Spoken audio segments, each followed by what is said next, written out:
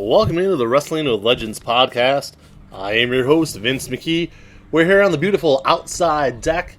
We have opened them up for the summer, the outside studios of Keon Sports, a beautiful backdrop here. And we are excited for our first interview of the early summer, late spring, however you want to say it, with Ahmed Johnson, real name Tony Norris. Let's get him to the phone and get underway. Well, welcome to the show, Mr. Norris, known by wrestling fans everywhere as Ahmed Johnson. Welcome in, and how are you today? I'm doing good. How about you? Pretty good. Excited to talk with you. It's as I've said in the past, our show we have on NFL players, NBA players, and Major League Baseball, MMA fighters. But really, for me, my most exciting times is when we have on professional wrestlers. I have to tell you here, I'm a lifelong fan, so it's an honor to speak with you. Thank you, brother. Oh, absolutely. So we'll start right from the top here. Kind of quickly. Do you feel that if injuries didn't get in the way, you could have had a long-term career in the NFL? Yeah, I definitely could have. Is it something that was it hard to accept when you had a I don't want to use the word retire from the NFL, but kind of give up that dream? Yeah, it was real tough, man. But I wasn't expecting it. It kind of came out the blue. It was one door closing, another door opening, right? So this puts you into the world eventually of professional wrestling, where after a few years you ended up with the WWF at the time, and you were given the name Ahmed Johnson, and you were billed to be from a city called Pearl River, Mississippi, which I don't think a lot of people have ever even heard of. Who kind of came up with the name Ahmed Johnson, and why Pearl River, Mississippi? Vince came up with it, and why? I never even been to Mississippi, so I don't know. I wouldn't know Mississippi would hit me in the face. Yeah, I don't think a lot of people would. We're up here in Northeast Ohio, so we're pretty far away from that ourselves. We're only a few months into your run, though, with WWE. You had already slammed Yokozuna, right? They put you into a Survivor Series match alongside Shawn Michaels, Scott Hall, some of the biggest names in the company. Why do you feel you received such a huge push so early on? I think Vince liked the way I was building. The intensity that I had was, he couldn't match that. Even today, they try to match that intensity, and they can't find it.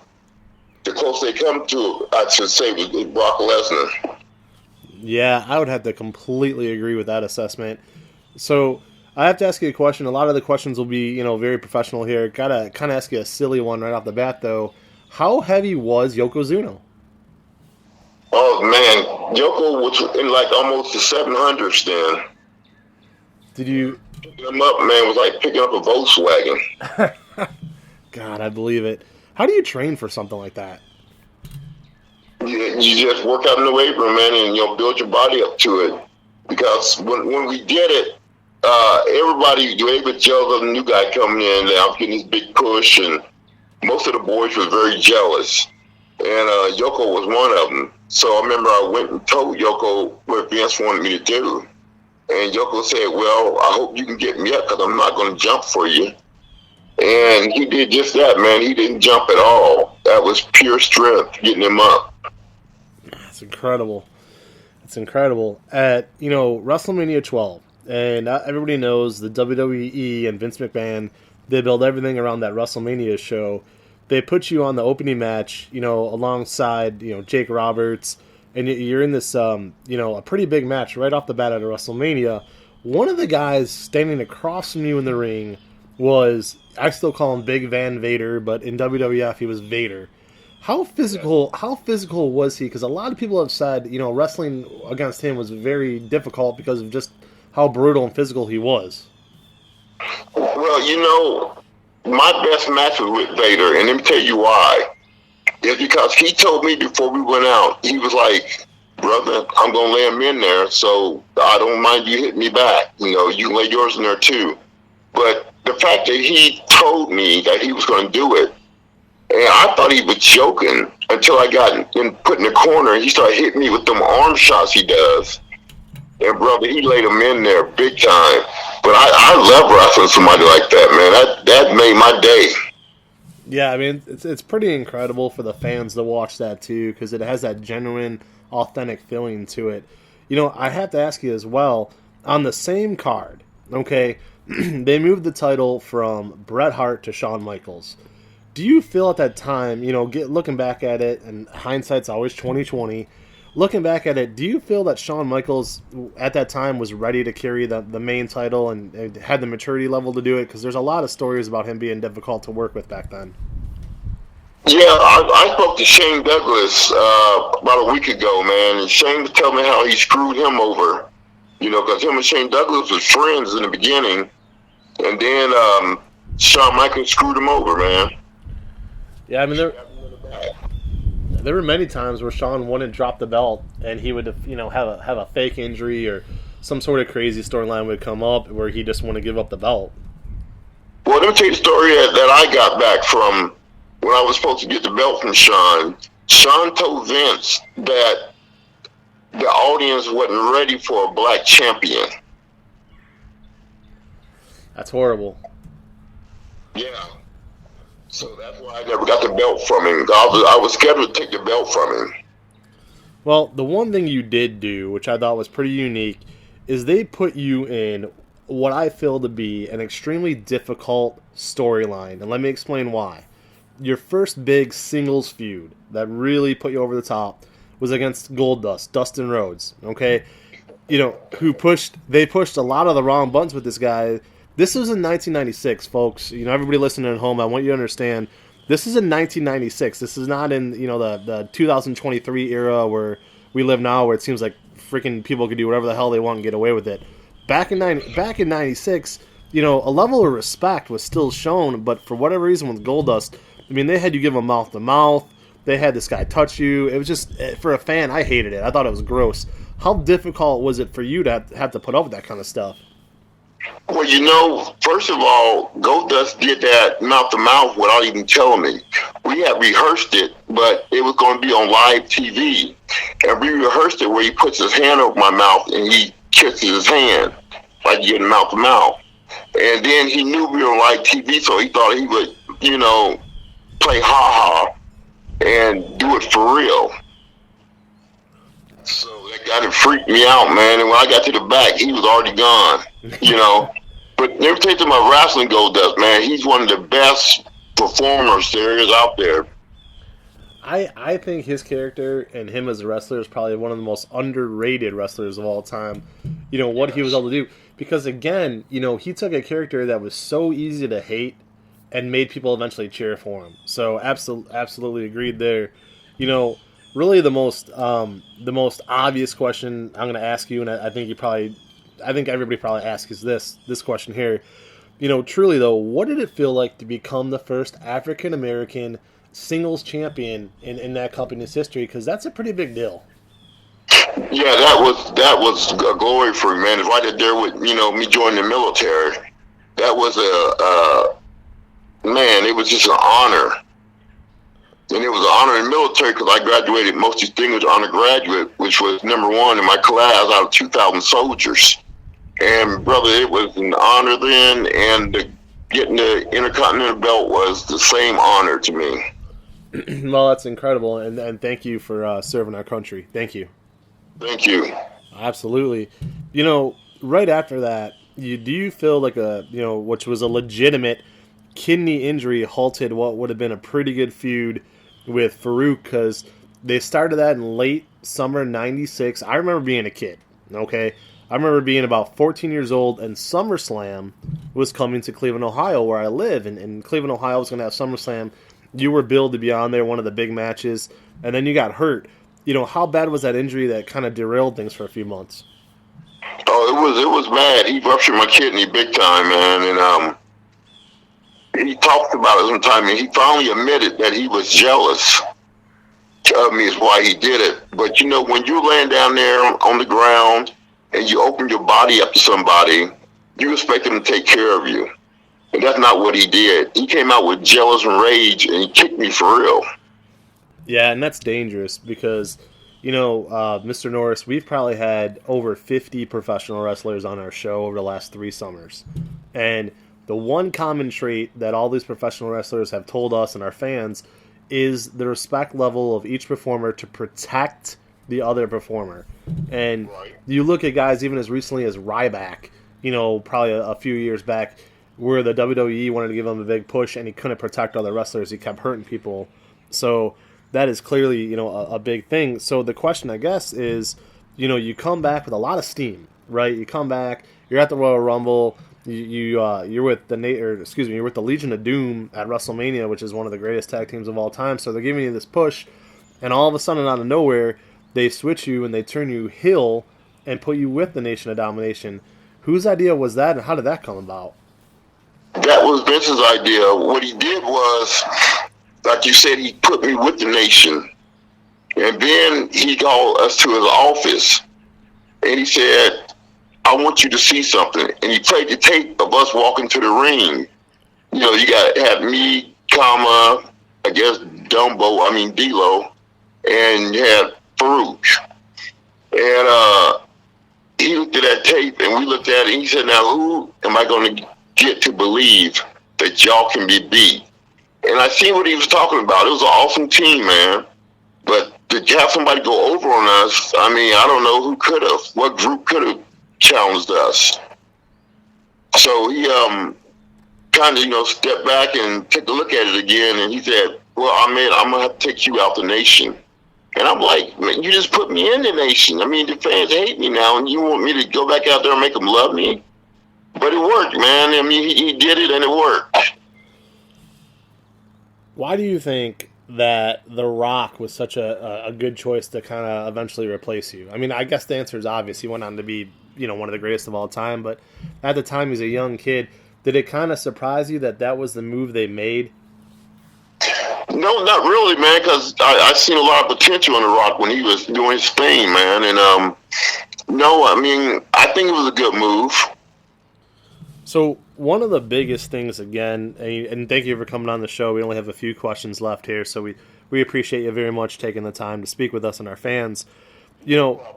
One of the things that really jumps out to me, and I've already touched on it, I think, 2 different times with Goldust taking that liberty, and then Farouk, kicking you.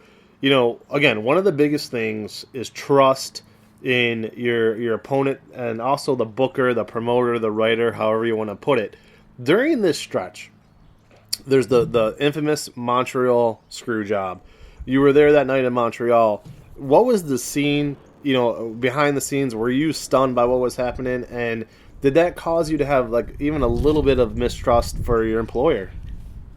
Oh, yes, it did. It made me have a whole lot of mistrust because Brett hadn't missed a match in 14 years, man. And you take somebody with that kind of, credibility and you screw them, it made a big mistrust in me as far as, upper management goes. But nobody knew what was going to happen. I didn't know it was going to happen. I'm pretty sure Shawn and his boys knew it was going to happen. They knew it was going to happen. But that was a screw job, man. It really was. Were you guys all watching it backstage, watching it develop?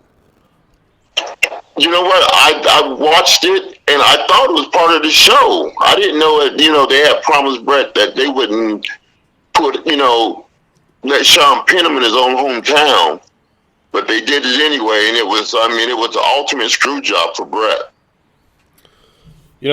Here's the question, when I first called you a few weeks ago, that I've been dying to talk with you about. In late 1997, early 1998, with Bret Hart gone, in my humble opinion, okay, with the exception of The Undertaker, who's a legend and, was always there were 3 guys who up-and-coming, young, hungry guys who could have carried the company. Ken Shamrock, Stone Cold Steve Austin, and Ahmed Johnson. Why do you feel that Stone Cold was kind of the guy that they pushed to the moon over you and Ken Shamrock? He just had that believability about him, man. People like that. They like that, and Stone Cold was type of guy that could get over. He got over real good once they took him away from Ted DiBiase. He got over his own gimmick, and that was why they pushed him so much. Stone Cold Steve Austin, The Undertaker, Shawn Michaels, Ahmed Johnson, all from Texas. So is it safe to say that Texas has the best wrestlers ever? I think it is. And I think, too, if I'm not mistaken, that I want to say Dusty Rhodes as well. Yeah, Dustin's from Texas. That's awesome. WCW got Harlem Heat. Yeah. And I don't know who else is from Texas there, but there's a lot of Texas boys there. That's a good point about Harlem Heat. I have 3 questions left, and that's definitely that's actually one of them I'll get to in a second. But talking about your exit with again the WWF at the time, they had some crazy ass storyline where the Truth Commission was supposed to beat you up and drag you out, and it didn't make any sense, and then all of a sudden you were gone right after that was supposed to happen. If you don't mind, what kind of happened there at the end? Well, they were going to make the Truth Commission hang me from a rope, which I wasn't down with. Because in Black history, there's been a lot of hangings and lynchings and stuff like that. So I wasn't down with that at all. But that was their play. And I just couldn't get with it, man. Yeah, that's extremely racist. Yeah, extremely. Yeah. You got a bunch of little black kids look up to me and they see me lynched. That would have been, I don't know, man. It was just a dumb move on their part. I feel like in the Attitude Era they took a lot of liberties and felt like they could get away with anything they wanted to do, but there were a few things that I think were over the line. I think that was definitely one of them. Yeah. So two questions left for you. The second to last one, you mentioned it. I'll say it again. I think a guy like Booker T is one of the best physical wrestlers of all time. In WCW, when he finally had a chance at a singles run, he absolutely tore it up. But, Vince Russo being who he is and different things in WCW being what they were at the time, kind of tried to mesh things together. They brought you in to that group. What did you feel about WCW at that time? Did it seem kind of chaotic, or did it seem like they would eventually right that ship, even though they never did? Well, you had your fashions like you did with the Click in WWF, and then you had your fashion with WCW with the NWO, and people don't realize how real that was. They really ran the show back there. But one thing I can say about WCW was the guys were a lot better to work with, and not one person in WCW complained about me being too rough or hitting too hard. I mean, I don't know if the boys were tougher in WCW or what the deal was. Here we are again in 2023. I've written articles for KeonSports.com, our website. So we have the show, and we also have a website. And some of the articles I've written, quite frankly, Mr. Norris, is about wrestlers who should be in the Hall of Fame that aren't. I believe you are one of those, and there's a lot of wrestlers who are in the Hall of Fame that I don't even think should be anywhere near it. So, here... Yeah, I mean, you should be in it. I don't understand. Like, to me, you're a first ballot kind of guy. Like, it's a damn no-brainer. So for you, like, is there a frustration level in there that they've completely kind of broken off communication and just never even offered it? Yeah, they never even offered it. I mean, Vince was mad at me when I left, and he told me then that he was going to try to erase me from history. Jeez. If I didn't do what he said. And I just refused to do it, man. That lynching thing, I just refused to do it. And it's ridiculous because, again, I could say this now as a 41-year-old, right? When you were in the WWF in '98, I was like 16, and it's crazy. 23 years have gone by, and to me, you would be every bit as popular today. Not the age we're both at, but if you were to take your gimmick, your look, your style, everything about you, and put it into 2023 WWE or even AEW, I kind of feel like you would still be amazing. Like, you would be a top star. I mean, they don't have guys like you anymore, that unique character. Right, something they don't do anymore, they don't bring jobbers in anymore. If they bring jobbers in, man, there'd be a lot of guys out there that would have a job. But they don't bring jobbers in right now. And you watch WWE, every match seems like a main event match. I mean, you can, make every one of them a main event match, and that's not good for the business. it cuts out the work for the young jobbers, and it takes away a chance of them being seen. Certainly. So we want to go ahead here. We want to thank you again for coming on the show. Last question: how do we promote you? How can fans find out where you're going to be making appearances at? Maybe buy some of your merchandise. How could we continue to support Ahmed Johnson? Well, I'm doing I got a buddy of mine doing the Instagram for me right now, and that's going to be up. But I'll be in Ohio within the next 2 months. Tremendous. Do you know the promotion you'll be working for? I'm not sure. Let me ask my wife real quick. Ted, when am I going to Ohio?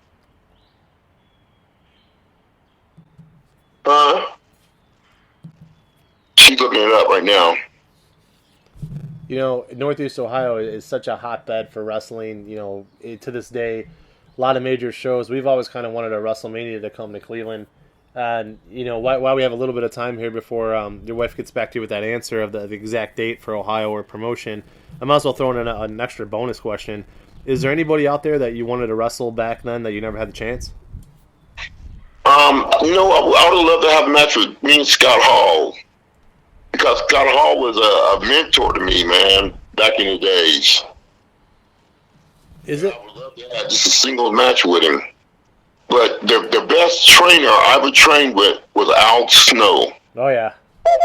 Al Snow is one hell of a trainer, man. Al Snow is actually one of our all-time favorite guests. He was one of the first people to ever come on the show. And the thing about Al Snow is that he was unbelievably intelligent. They made his character out to be a goof. But when you take him off the record and it's just him, he's got to be one of the smartest people we've ever interviewed. Brother, he's a hell of a worker too, man. I mean, just a hell of a worker. I don't know why they didn't push him more. Did you sign it? Well, thank you again for coming on the show today. Any final words for the fans? Just tell them I love them, and man, I appreciate all the support they gave me and still giving me. And I wouldn't, do it any different. Well, excellent. Thank you very much, sir. I wish you the best of luck, and we'll talk to you again soon. Okay, thank you. God bless. Have a great day. You too. So that was Ahmed Johnson. Again, fans, one of my all-time favorite wrestlers. So to have him on the show today, quite the honor. You've been listening to Keon Sports, the Wrestling with Legends podcast.